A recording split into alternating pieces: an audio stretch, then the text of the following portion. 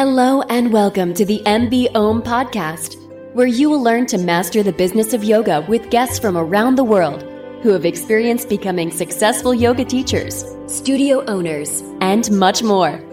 Now, here's your host, Amanda Kingsmith.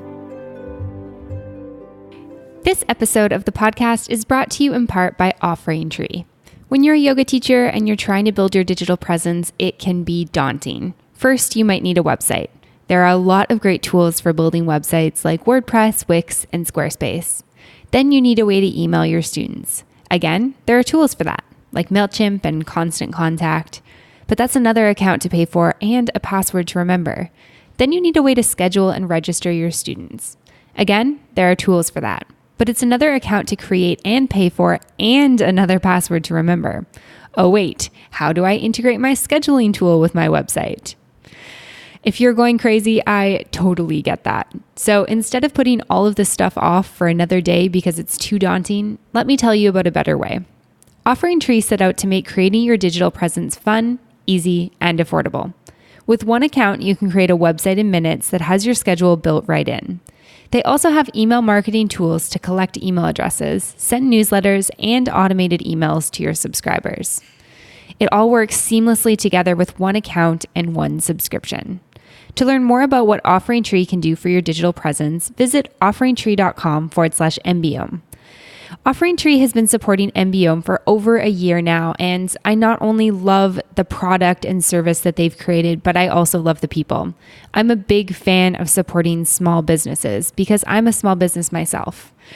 Small businesses supporting other small businesses is probably one of my favorite things ever, and it's really cool when I get to hop on a partner meeting and I get to talk with the co-founders of this product.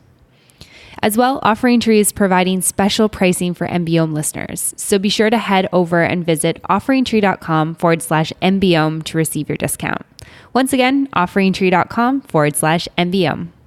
This episode of the podcast is also brought to you in part by FavYogis. The FavYogis app is back with new features for teachers that let you create and manage your own private classes while making payment and registration a breeze. Do you have regular private clients? Make life easier with autopay. Forget about remembering to Venmo, or if you're Canadian, try some sort of e-transfer or PayPal combination.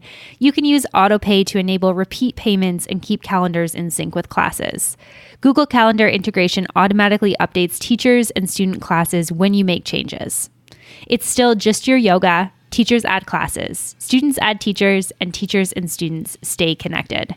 So head on over to the App Store on your device and find FavYogis. It's FavYogis. On top of that, it's totally free to download and give a try. So head on over to your App Store and find FavYogis. FavYogis. Oh, and make sure you use code MBOM and let them know that I sent you. Hey everyone, and welcome back to another episode of the MBOM podcast. Today on the podcast, I am super excited to be joined by Noelle Cordeaux. She's the co-founder of a coaching startup called JRNI, spelled JRNI. And on this episode of the podcast, Noelle and I really dive into the business of life coaching. We start a little bit with her journey becoming a life coach, what inspired her to start her own business journey to train other life coaches.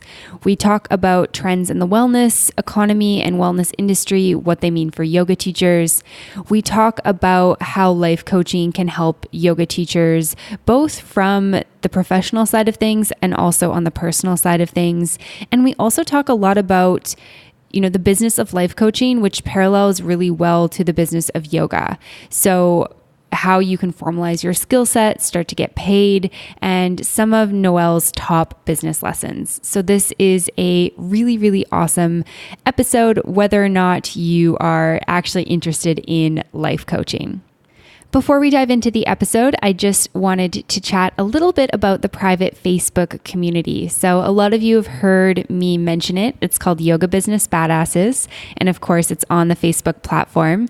And it is a hidden group. It's open to everyone who wants to come in, but it is hidden and private. So you do have to search for it in the search bar. So if you just search Yoga Business Badasses, it'll show up. There's a couple of questions to answer to get in.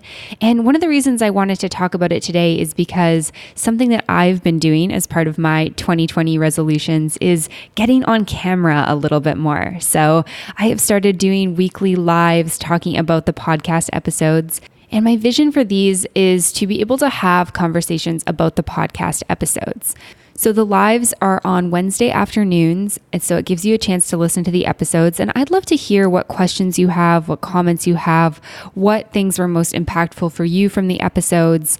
And part of the reason why I wanted to do this is that sometimes it's really hard as busy yoga teachers, as entrepreneurs, maybe as parents or people with other jobs.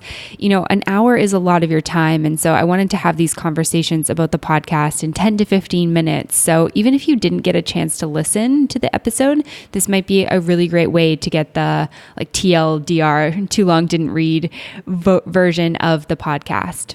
And what I've been doing for these videos is sharing my top business lessons from the episode. Every episode I record, I learn so much from the guests that I have on the podcast, and it is so fun to be able to just recap that with you guys and to be able to talk about that.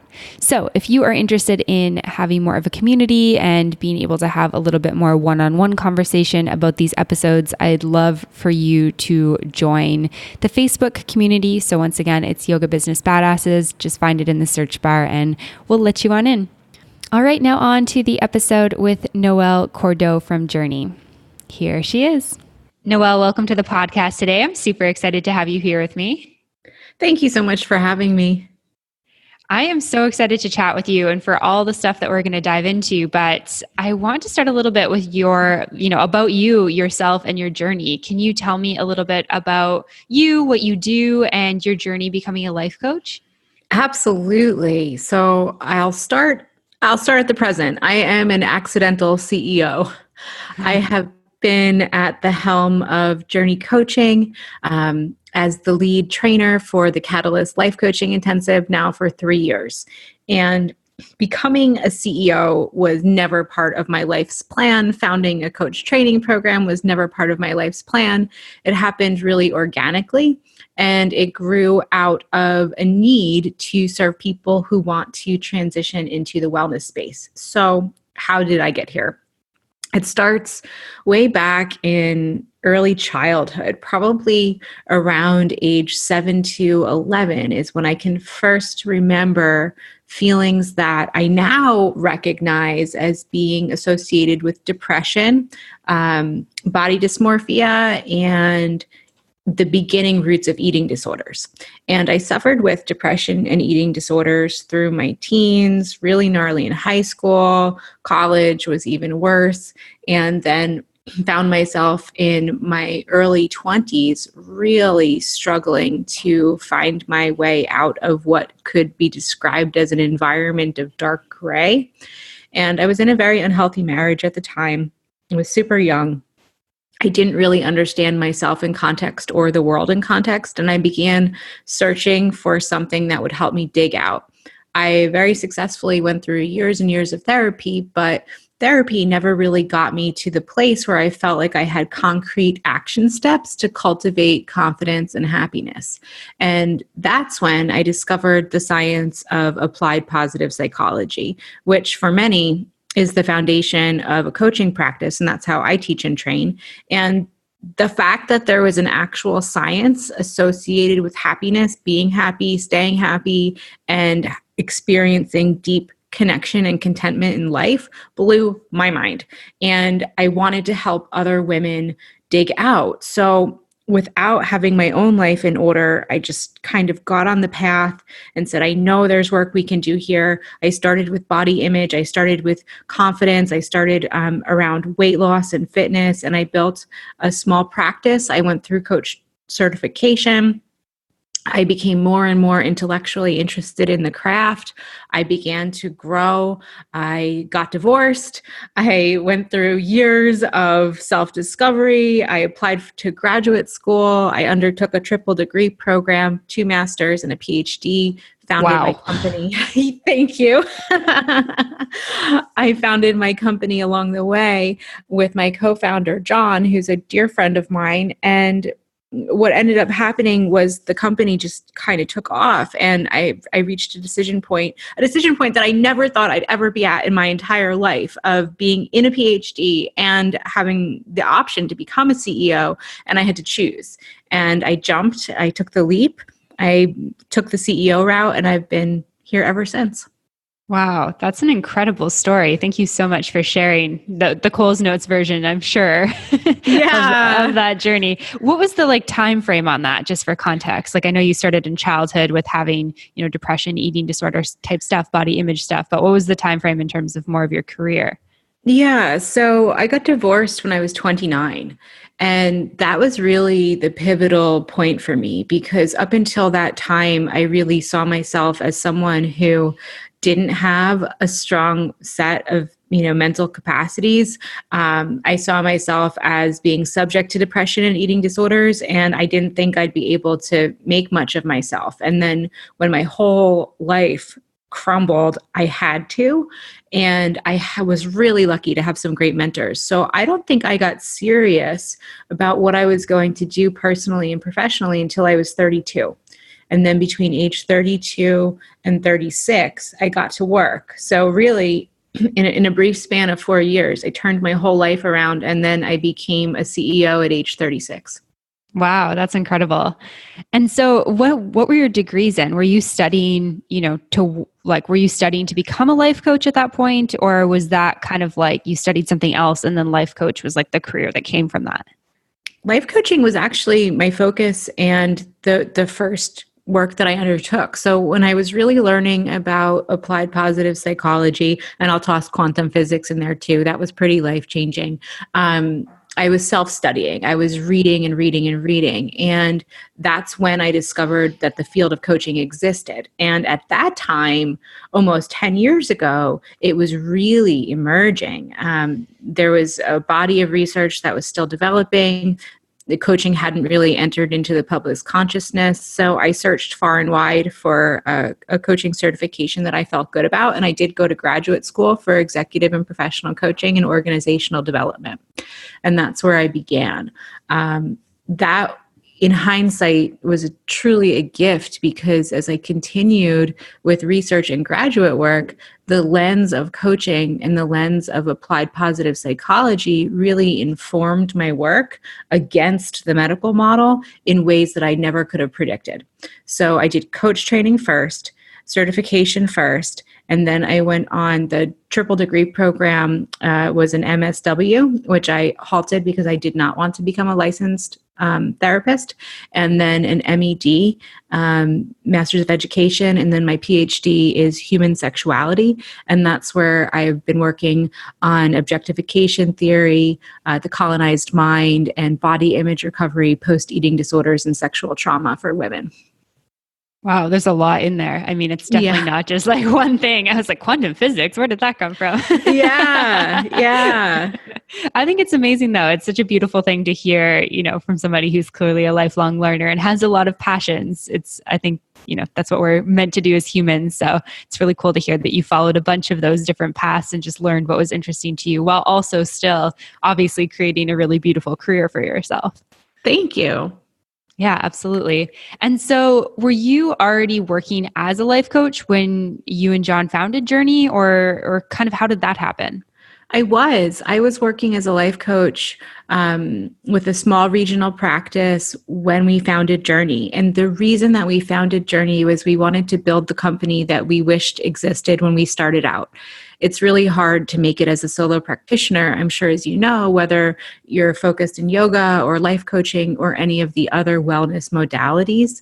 And so we found that the perfect combination is evidence-based credentialing, community of like-minded individuals, and professional support for all of those questions that you never know you're going to need to ask.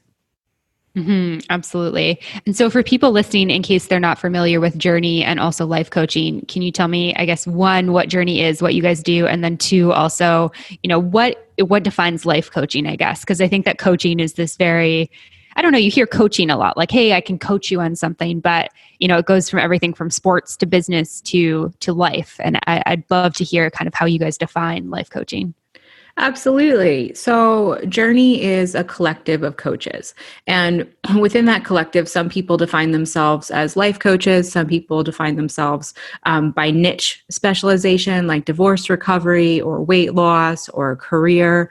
And within JRNI Coaching, we have our certification program, which is the Catalyst Life Coaching Intensive. It's a 20-week program, evidence-based, graduate level, with ICF accredited credentialing for coaches. Beyond that, you're absolutely right that the field of coaching is a really broad umbrella. And you're absolutely right that it fits into many different categories. So, as you said, athletics, business, consulting kind of fits in there a little bit. Then you hop over to health coaching. And then life coaching is kind of the umbrella for everything else. But as far as coaching goes, the tenets of it should be relatively similar across all of the different thresholds, because coaching is a client-directed process. So a lot of the theoretical roots did come from sports psychology. And if you think about a baseball coach, that coach is integral to getting the top athletes to perform at their peak and for educating and motivating the team to work together through congruency. So if you're saying, wow, that coach is really effective for getting really talented people to perform, that's exactly the lens you want to apply to all of the different facets and niche areas of coaching. And then when we're looking directly at life coaching, imagine what you could do if you had somebody like a baseball coach on your shoulder, in your ear, helping you quarterback your life.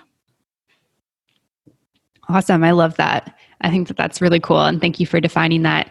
And I guess one of the things that I'm curious about is, how does life coaching kind of play into the world of wellness? And I know that you talked a little bit about, how it's played into your personal journey, but in general, with the people that you work with, how does life coaching kind of, I guess, one, help people within the wellness industry, but then also, how can wellness professionals start to add life coaching as like their packages and services? Yeah, that's a great question. So I think step one is to understand the placement of the wellness market juxtaposed to the medical model. So the medical model that everybody's familiar with is medicine, therapy, the land of insurance, and that is a very structured, rule-bound, disease-based system that looks at diagnosing a problem once the problem occurs, and then levying tools and techniques to fix that problem. And licensed professionals, therapists, doctors, nutritionists, so on and so forth, typically house that field. The wellness market sits adjacent to it. The wellness market doesn't look at life from a disease-based perspective, but more from a foundational, holistic, looking at the body and mind as an ecosystem, strengths-based, what's working. We're not looking at individuals saying we need to fix you. Rather, that consumer that's driving the market is saying, I don't want to wait for there to be a problem. I want to take charge of my life. I want to put things in place so that I feel better every day. And it's a much more holistic approach. And in many ways, it's undefined. So the field of wellness and modalities like coaching are probably where therapy was 50 or 60 years ago. Even though a lot of the tenets are ancient, the public's consciousness really hasn't wrapped its head around this field in terms of the actual chops that it has. And I know you had another question in there. I know. I was thinking about how I really asked you two very separate questions. So I was like, thanks for rolling with that. No, that definitely makes sense. Just to touch on that response. I really love, like, I'm just very big as a yoga teacher. I'm very big on like the entire wellness space and the idea of more holistic living. And something that I've found personally quite frustrating over the last couple of years is like, I feel like every time I go to the doctor, it's like, oh, let me just write you a prescription for something. And I'm like, but I don't need antibiotics. Like, maybe sometimes I do if I have like strep throat or something like that, but that's usually not, why I go to the doctor. And it's actually interesting because I was working with a naturopath to help with some hormone and digestive stuff. And I had cut out red meat from my diet. My doctor was like, oh, well, we better add iron to your blood test then. He was like quite concerned for me. And I don't know. I just feel like Western medicine is so great. It saves so many lives and it does so much for our society. But I really, would like it to be a little bit more holistic and if doctors could work a little bit more holistically. And I know that's a stereotype because some do, but in general, that's been my experience. Some do. And I think you're touching on something really important. So if we're defining wellness and the wellness economy, it composes physical, which we share with the medical space, but it also touches on emotional, spiritual, intellectual, and environmental well-being. And so when we're trying to flesh out, exactly where the gray and missing spaces are in the medical model, I think it's in the emotional, spiritual, intellectual, and environmental spaces, which is really how life coaching can link a lot of the different trends and modalities available in the wellness space to each other. Mm-hmm, absolutely. And I think too, thinking right alongside with life coaching, I feel like it goes really hand in hand with yoga. I mean, lots of doctors are starting to kind of, start to prescribe yoga as something that, maybe somebody should try if they're having like pain or if they're working with some sort of challenges physically or mentally, which is really cool. And, hopefully we'll get to a point where it's not just that therapy is recommended, but it's also maybe life coaching gets recommended as well. Therapy, life coaching, yoga, movement, complete, body self-integration. I think it's worthwhile to note that coaching and therapy tend to exist on the same continuum. So therapy is a absolutely wonderful modality in the medical model, and therapy will take someone from a position of psychological anguish to a position of baseline. And then coaching picks up where someone is reasonably well, they're getting out of bed every day, they're not experiencing psychological anguish, and moves them to a position of flourishing.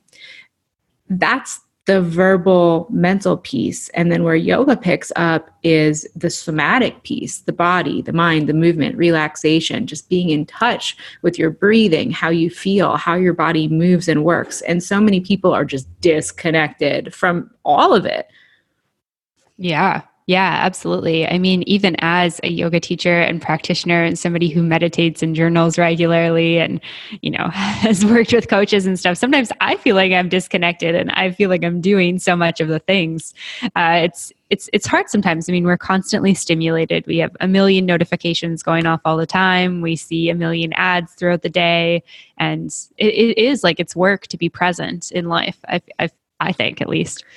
It is work to be present in life. And one of the things that I love about coaching, and really specifically about coach training, is connecting the dots between all of the ancient philosophies that drive the wellness space and the science that can enable us to understand it in context. So just two great examples from our conversation so far.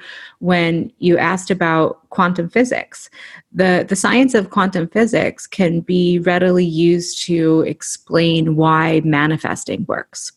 And then secondarily, if we're thinking about phones and digital detoxing, we need to understand the role that dopamine plays in our brains and bodies in order to understand why this is addictive, what specifically is happening chemically in my brain and body, and why does my phone feel like it needs to be attached to me all the time.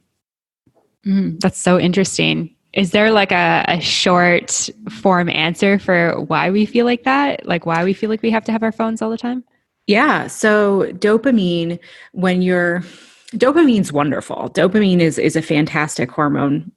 And, dopamine produces this feeling of happiness, of connection, of, someone likes me. This is great. So every facet of technology, whether it's email, text, Snapchat, Instagram, Facebook, all of it, every time you get an email, a notification, a text, something that dings, essentially, you get a hit of dopamine, which is so great, except that it's not followed with the traditional serotonin regulator that would take place in everyday one-on-one exchange.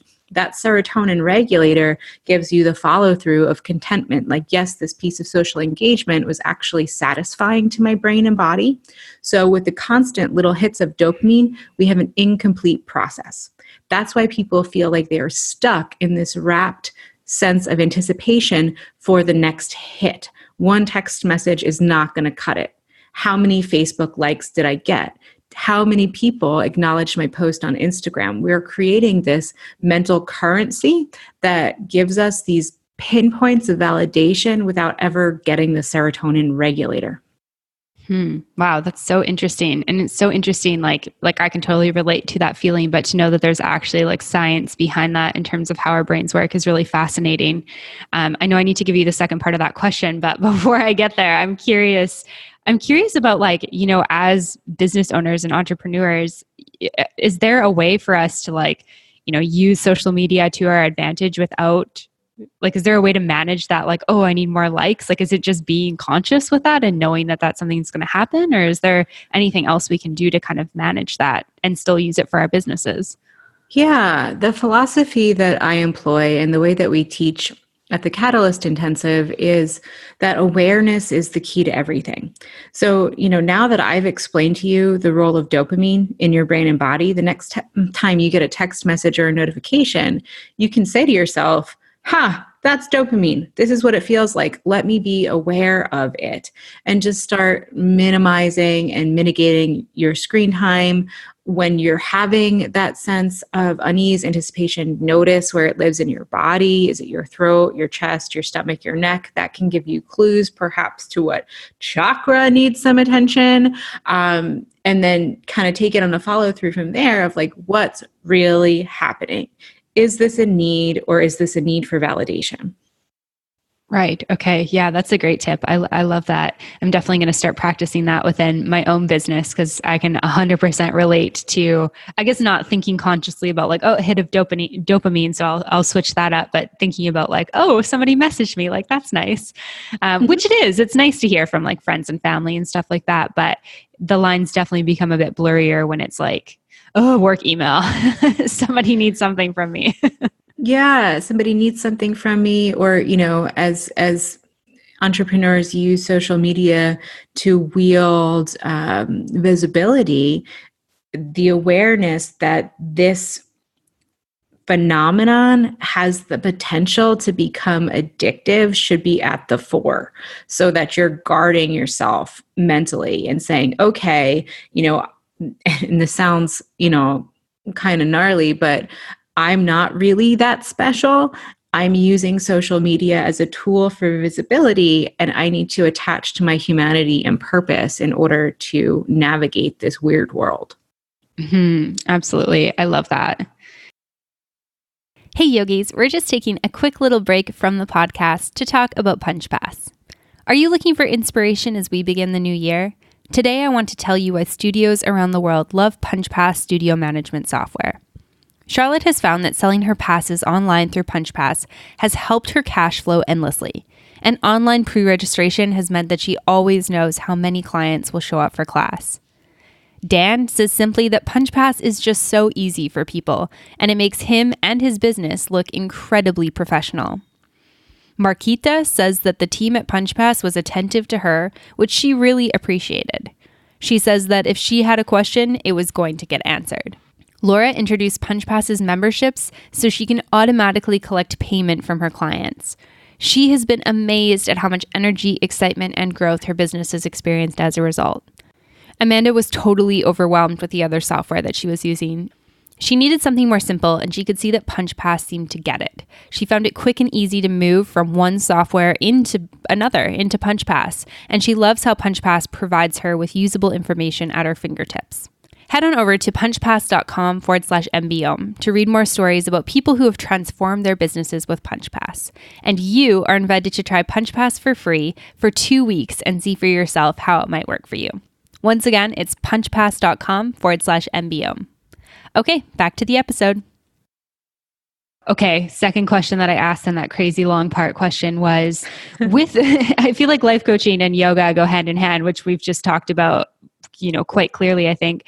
I'm curious, how can life coaching kind of, I guess, play in with yoga teachers to help them with their businesses, help them make more money? I guess both from the side of like how yoga teachers themselves can use life coaching, but then also how they can maybe become life coaches to help their students further and then also help their businesses. Yeah. So we train a lot of yoga teachers, and it's a really beautiful marriage. So first up, there's a diversification in the services that you can offer. So you have the same population coming to see you at your studio, and you can sell to them twice. That's great. That's a 50% increase right there. Secondarily, when we're really looking at the integration of the self and the full body perspective, what I've heard from yoga teachers specifically is that they often feel at a loss when certain poses or life scenarios really crack their clients open and someone is hanging around the studio afterwards weeping, and they really want to help this person but don't know where to go, don't have the frameworks or the verbal tools to put in place to say, okay, let's follow this through into your everyday life. Right. Yeah, that makes a ton of sense. I mean, something that's talked a lot about in yoga teacher trainings is sticking within our scope of practice, which I do think is really important. And that goes from everything from like, maybe not touching people if you don't have that in your scope of practice to not acting like you're something more for them than you can be. And I think that example certainly falls into that. Somebody has this really powerful experience and all of a sudden they kind of almost treat you like you're a therapist or a coach for them. And it is really challenging, especially when you come from a place of like, you want to support them, but at the same time, people go through like heavy stuff in life. And it's like, it's hard to carry the weight of that if you don't know or don't have like the tools in your toolbox to actually support them in a way other than just being like, I guess a friend essentially. Yes, and I'm really glad that you talked about what it feels like to be at a loss. That is your intuition letting you know that there's a firm boundary there.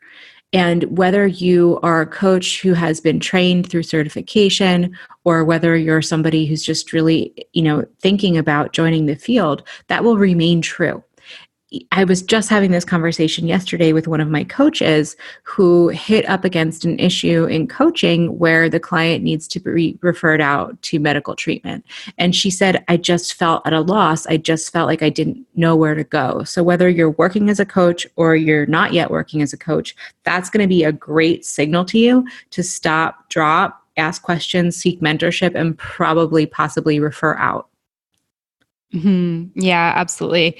I think that is a really good piece of advice. And I think, that's everything that I've been taught in yoga teacher training as well, is like, make sure that you're very clear with them, like what your expertise is, and then have, a number of people kind of on hand that can, be like the physiotherapist. Like there's a lot of physical things that are not in the scope of practice for a yoga teacher. And we have to be really cautious about like, we can't fix everything. So, physical therapist or physiotherapist, I'm Canadian, so we say physio.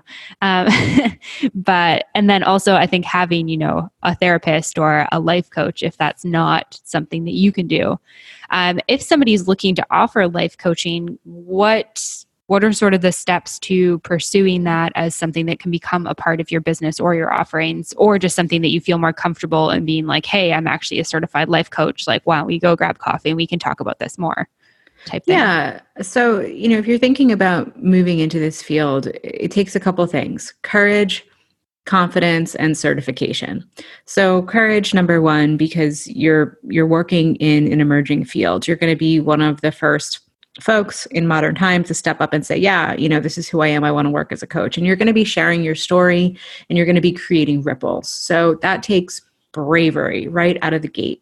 Confidence to throw down and say, yeah, I have it in me to hold space for people from a complete stance of non-judgment. And I'm able to do this work because I can deal with somebody's internal life.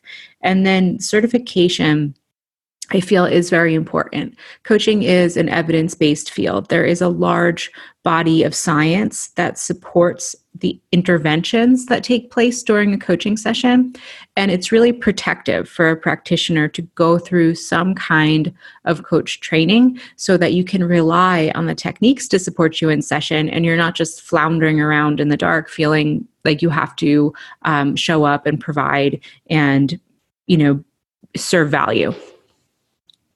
Okay. Yeah, that definitely makes sense. And so if people are looking to get certified or are already offering some sort of coaching, how can you formalize your skill set and then I guess start getting paid from there? Yeah, so the field of coaching is deep and wide, and there are so many great training programs out there, and there are so many different theoretical touchstones that you can work from. So, for example, I work as a feminist coach through the lens of applied positive psychology and neurobiology. So I took the time to really get my credentials in order. I learned about brains. I learned about applied positive psychology. Now, of course, I'm unique in the level of education that I've achieved as a coach. So a really solid primer on a handful of techniques that you feel like you like and can rely on that are evidence-based, I think would be, the starting point, the foundation. And the cool thing about evidence-based techniques is that if you don't want to share your own story and be a public person with what you've gone through, you can always say, this is the technique that I work with, and hang your hat on that, specific kind of intervention. If you are just getting started working as a coach, or you're already certified and you want to start, going through this process, I would take a look at the price points in your area for similar services, Reiki healing, massage therapy, facials, one-on-one work, and then price accordingly. And we can talk about all of the different ways to source clients too. Ooh, yeah, that would be awesome. Okay, so just to touch on the pricing, so it is very, very much looking kind of at what similar modalities in your area are. So there isn't kind of standardized pricing for this type of thing. Coaches tend to raise their prices based on experience. When I first started out, I found $60 to be the sweet spot. And again, this was 10 years ago. So $60 for me was awesome for getting clients, gaining experience, really feeling like I was delivering value, understanding who I was as a coach, understanding the population that I wanted to work with, understanding the population that I was good at working with. I had some false starts there. I didn't like executive coaching at all. And then once I moved into working with women as a feminist coach, that's when I really hit my stride. And then, as you learn and grow, it depends on what you want to do. Do you want to offer packages? Do you want to offer group coaching? Do you want to offer online courses? Do you want to offer virtual coaching, in person? It goes on and on and on. Okay. Yeah, no, all of that makes sense. And there's definitely a lot of similarities between, I guess, the business of life coaching, I think, and also the business of yoga, which is really cool. So definitely sounds like a good pair for yoga teachers. And so if somebody is looking to do this, how do they start getting clients? How do you start getting yourself out there? It's a long-term process. And I think that's probably the first thing to remember. So at JRNI, we look at it as really two phases. So phase one is learn how to coach, learn what to do ethically when you have a human or a group of humans in front of you, and gain comfort and competence with the techniques and interventions. That means practicing and even more practice. Simultaneously, phase two is doing the work of understanding what it means to run a business, understanding what would be required of you with, taxes and advertising and structure and process flow. And the process of building a business will take the rest of your life. So there's really no race. It's equally important to be a good coach as it is to have your practice set up properly. So I'd say it's a marathon, not a sprint, and take your time with it all. I love that tip. As I think that it can get really overwhelming when you think about all the different things that you should do to get your business running. But yeah, I love that. I think that it's important to remember that you're going to, do it for a while and that you're going to learn and grow as you go. So you don't have to have it all figured out. Are there any major business lessons that you've learned from creating your business that would be helpful for listeners to hear today? Yes. So when I started, I was really overwhelmed with the entire idea of an online presence and a virtual presence and putting myself out there. And so I didn't. I built a regional practice that was largely based on strategic partnerships and word of mouth. And I think that when you're thinking about coaching, it's really easy to look at what's accessible to you, which is basically going to be targeted Facebook ads, Instagram, all of the folks that you're going to start to see housing a virtual practice and say, wow, this is the way that I must do it. But there's actually a lot of really sane options to move forward. So just an example is starting with something I do with my coaches is a regional geography scan to make a list of every single outlet that offers some form of wellness products or services in your geographic area, and then checking to see if they offer life coaching. And if they don't, reaching out to whoever is the manager of the service providers and saying, hey, have you ever considered adding life coaching to your menu? Most of the time, folks who run and own these facilities are looking for ways to diversify their offerings to the same consumers. So adding a life coach to a staff is a really easy option. You don't require any overhead. You can do it in person. You can set your own schedule. Same deal if you're offering workshops or presentations or giving talks, which is how I got started, giving talks on positive psychology and confidence to anyone who would listen to me. I then built a virtual practice based on word of mouth.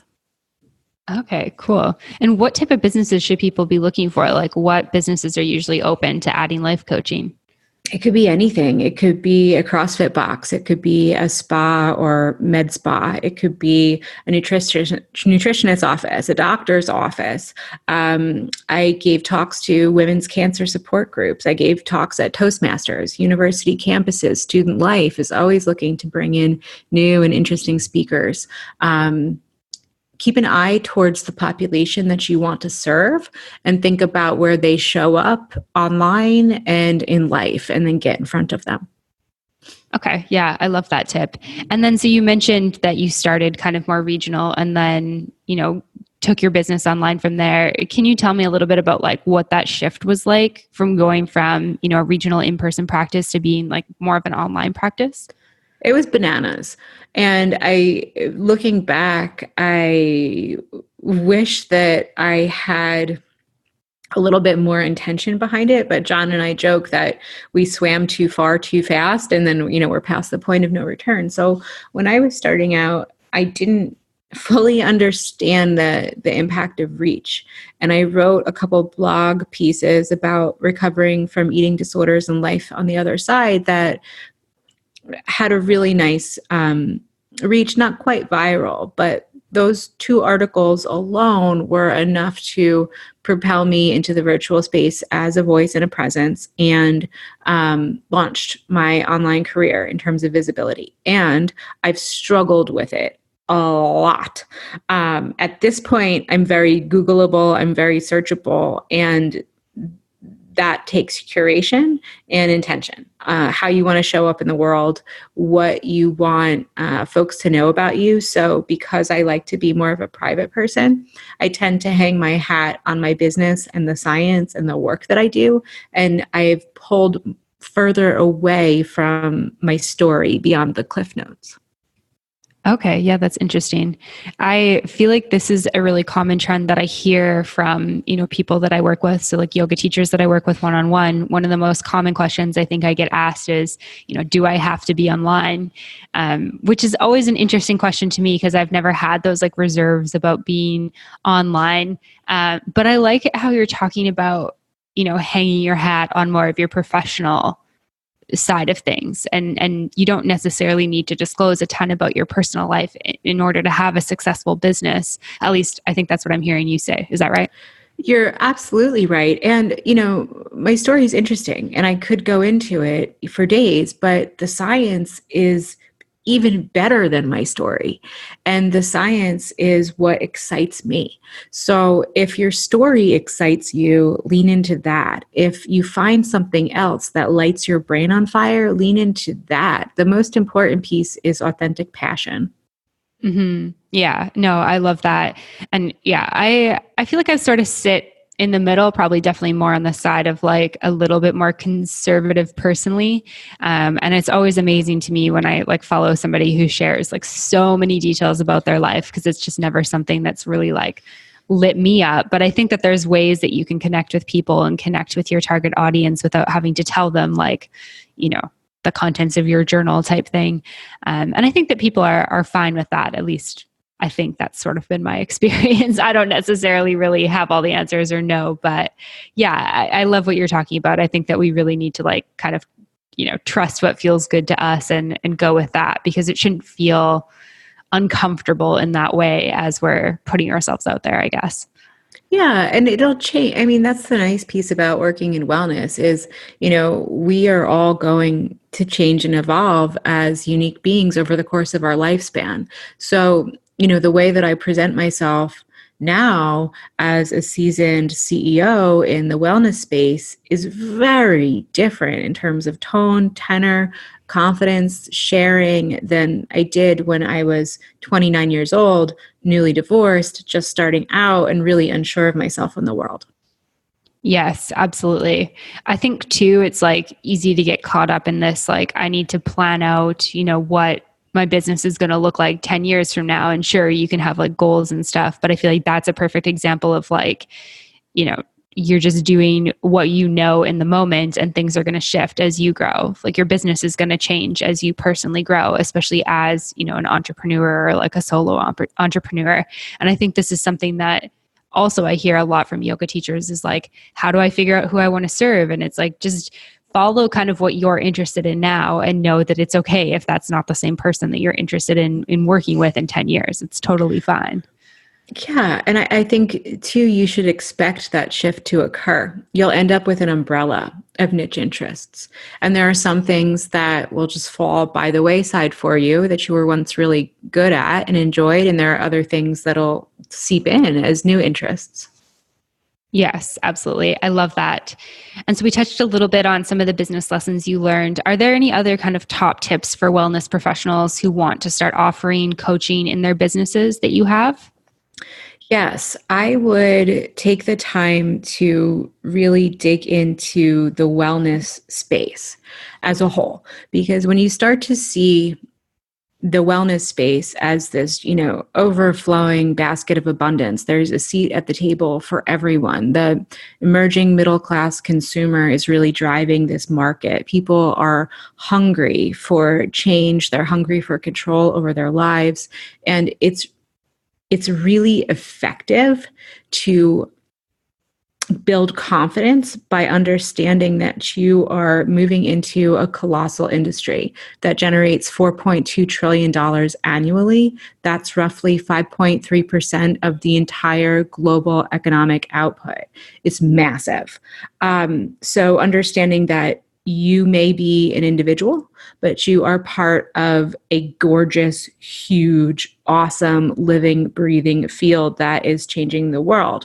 So much so, the UN designated two tenets, neuroplasticity and movement, specifically yoga focused, as some of the top goals for sustainable development in 2019.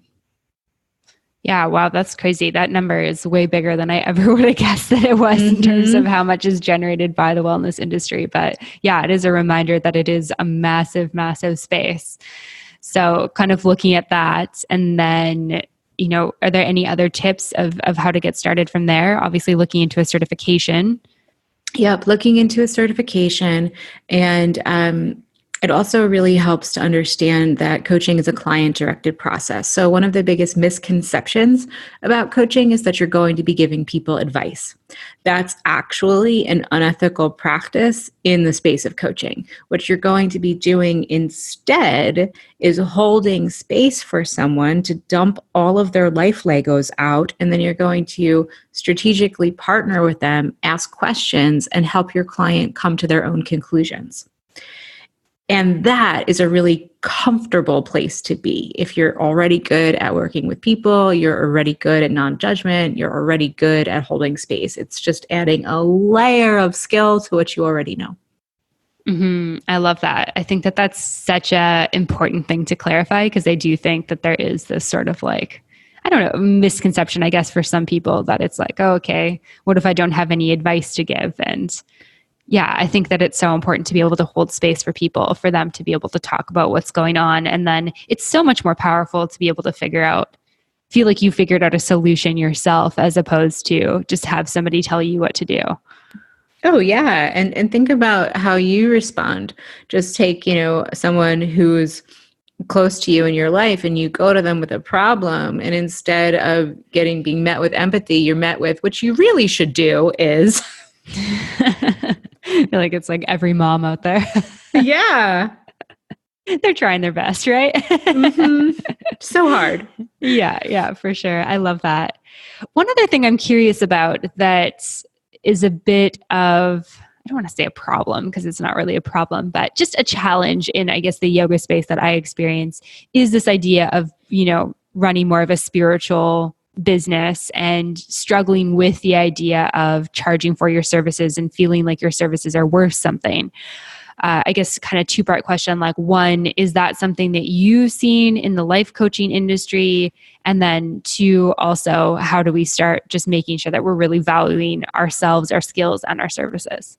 Yeah, and that's a journey. It's a complete journey. And, I look at it from a couple different directions. So, as I said, plug into the wellness industry as a whole. Understand that your work has incredible value. So number one, as a practitioner, you're driving economic growth. Number two, your work improves public health. Number three, your work serves the protection of natural and cultural assets. Number four, it supports workforce development and worker welfare. And then number five, it enhances quality of life and social capital. And then I look at it from a feminist lens of saying, okay, well, the majority of wellness consumers are women, and wellness-related companies are traditionally female-dominated. It seems like that is also true of the yoga space. So when we're talking about worth, to what degree does the colonized mind play into that? Are you allowed to ask for money? Are you allowed to stand in your power? What voices and naysayers have you bumped up against that are saying, this isn't for you? And as that relates to, a spiritual practice and giving, everybody needs to eat. You need to be whole and financially compensated and material whole so that you can provide the spiritual service to others. And again, it's not just the individual consumer. You are having a global impact. Yeah, there's so much good stuff in there. And to be able to like turn around and stand in your power to offer, what you think that you're worth, and to be able to receive that. Like, it feels really good when you're a business owner to be able to support yourself. And I feel like that's, at least for me, part of like the fire that kind of ignites me to keep going, is to be able to feel like, okay, I'm really providing value for something, and in exchange, I can support myself with that. Oh, yeah. And, you can't pour from an empty cup. And so in order to do the work that you need to do and to provide the spiritual practice, you need to put your own oxygen mask on first, and the consumer will follow. It's hard to ask for money. I went through my own journey with it, and I still, every time I say my rates, I kind of gasp a little bit, but I'm worth every penny, and my clients know that, and they're happy to pay for the experience. Right. So just an ongoing process. As a as a life coach, if you were working with somebody on, I guess, the money side of things, do you have any top tips for somebody who's really been struggling with their own worth? I mean, obviously, like hiring somebody to help you with that could be a great one, but are there any other tips that you might provide somebody in that case? Yeah, everybody is so unique in their in their own ecosystem. And this is a really great example of why coaches shouldn't and don't give advice. Is, if I'm talking to you or I'm talking to another individual, just at face value, without asking questions and understanding your personal money story, I can't offer advice. I have absolutely no idea what your lived existence has been like. And so, step one is getting clear on what your lived existence has been like. What's your money story? What have you come to believe about money that you'd like to change? Where did that stem from? How old were you when you first received those messages?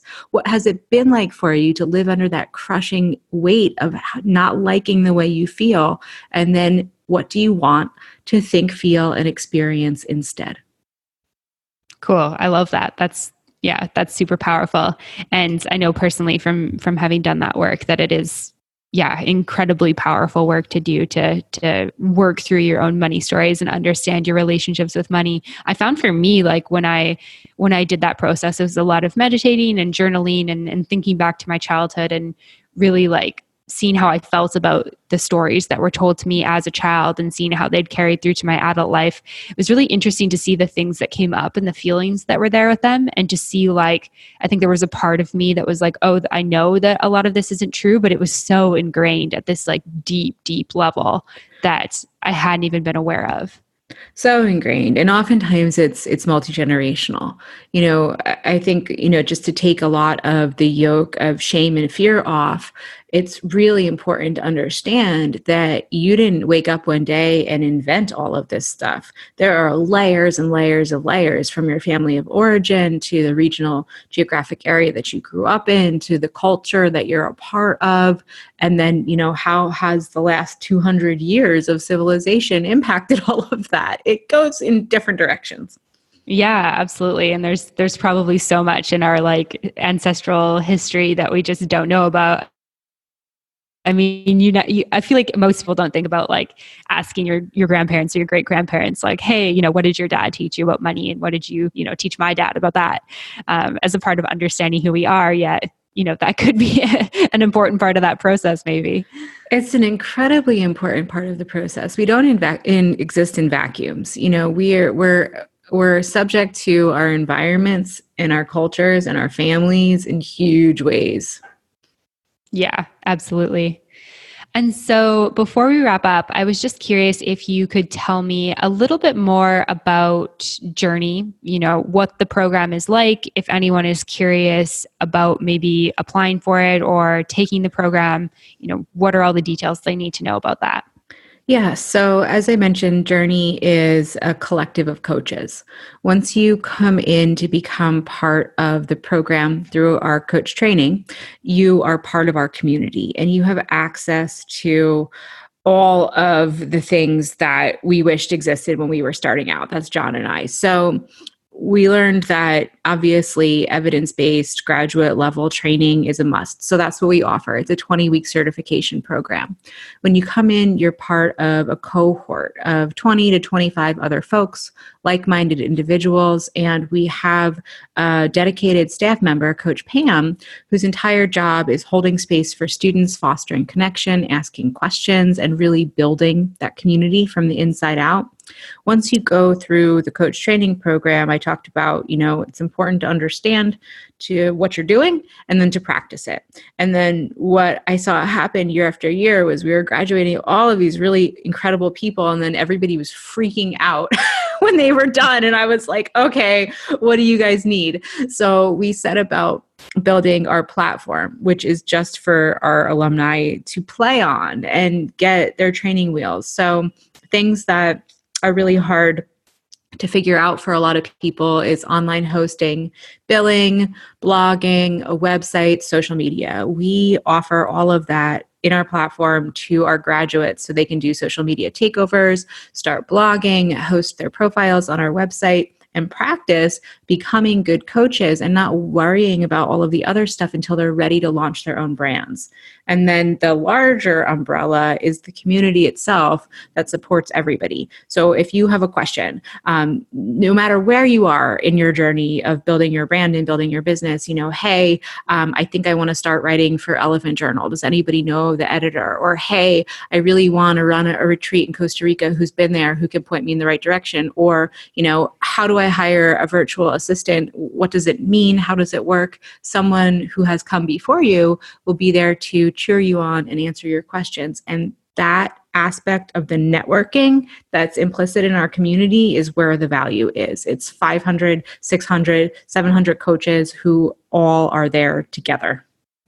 Yeah, that's awesome. I feel like there's nothing quite like being able to be a part of a like-minded community. I mean, that in and of itself is basically worth paying for. And it's interesting. I was talking to a really good friend of mine who's also a yoga teacher, and she's been starting her yoga business over the last year. And she was talking about how she's been a part of a group coaching program. And she's like, honestly, sometimes I just feel like I'm paying for friends that actually understand who I am and what I'm going through. Yeah, and our community is so family oriented. One of our coaches had to put out an open call for anyone in our org to join her at her place over the holidays. And I was like, wow. Yeah, that's amazing. I mean, that's just such a special, touching thing, and something that's so meaningful, especially I travel almost full time. So I don't usually spend Christmas with my family. So I feel like that's something that would be really meaningful to me, is to have somebody who can be like family during the holiday season. Yeah, it's incredible. And I think, looking at the, really living the mission of the holistic nature of the wellness community is your real life bleeds into your work. There are some days where, I suffered a lot of losses this year. I lost 6 people in my life. And there were days when the weight of grief was just too heavy. And I turned to my community and said, hey guys, I'm not okay. And yet the work must go on. And so then the support that came in on the other side of that was amazing. Yeah, that is so great that you had that support. And I'm sorry for your losses. 6 losses in a year. That's you. Tough. That's tough It stuff. was a rough year. 2020 will hopefully be better. Yeah. Amazing. Is there anything else you want to share before we wrap up today, Noelle? Yeah, I think the number one message that I have is that this field is wide open.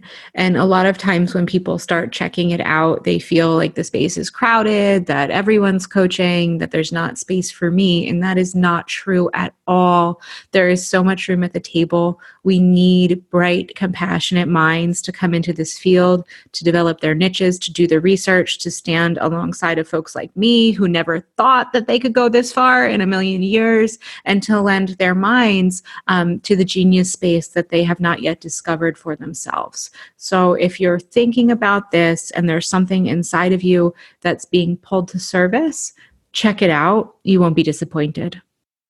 Amazing. I love it. And if people want to learn more about you or JRNI, where can they go to find you online? Absolutely. So JRNI is JRNI, and we have a special offer for your podcast listeners. So jrni.co/podcast will get you a free guide that I wrote myself on how to become a life coach and a special discount for our program.